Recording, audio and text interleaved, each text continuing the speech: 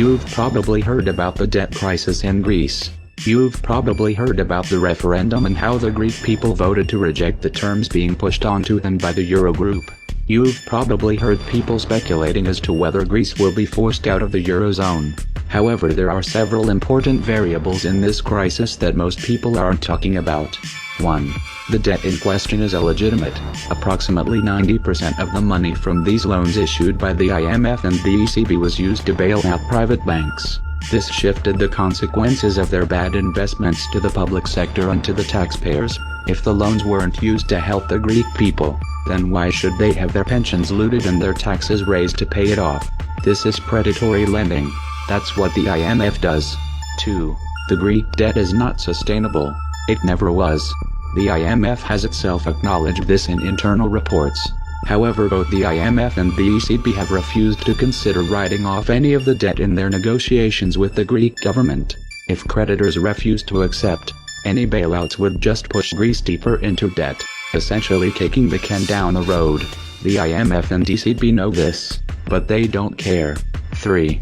Greece is just the tip of the iceberg. France, Portugal, Italy, Ireland, and Spain are all facing unsustainable debt loads. This will come to a head eventually. The way the crisis unfolds in Greece is setting precedent. This is why the Eurogroup is taking such a hardline approach with Greece. The last thing they want is to have Spain, Italy and Portugal get the idea that they can default without consequences.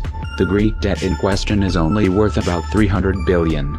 The Spanish debt on the other hand currently stands at over $1 trillion, and the Italian debt stands at 2.6 trillion. However, this approach could very well backfire.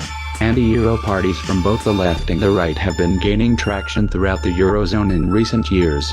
The showdown in Greece seems to be playing into their hands. Global contagion is a real risk, and not just because of Greece. China's stock market has lost over 30% of its value in 3 weeks, with total losses currently standing at over $3.7 trillion. At this point, even mainstream investors like Carl Icahn are warning that the US stock market is in a massive bubble. The thing about bubbles is they tend to look for an excuse to pop. Some people have convinced themselves that the 2008 crisis was a one-time event, and that it couldn't happen again. That is wishful thinking. The question isn't if we will see another widespread financial crisis, but rather what will be the catalyst which triggers it. Central bankers may not be able to stabilize markets in the next leg of the crisis. The Federal Reserve never actually tightened monetary policy. The $4.48 trillion in bonds that they bought out between 2008 and 2014 are still on their books, and they have been rolling these investments over as they mature. And the Fed's zero interest rate policy is still in force, in spite of hints that they may raise rates later this year. Another round quantitative easing in an event of a new crisis may not have the desired effect. The same principle is at play all around the world. The problem with kicking cans down the road is that those cans tend to get bigger, and at some point you break your foot. So what's next? In the short term, Greece is headed for some rough waters no matter how the negotiations proceed from here.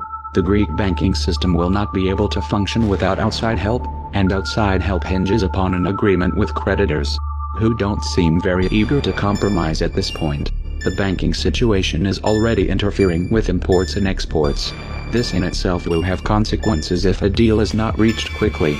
If chaos follows, there will be a fierce battle to control the narrative.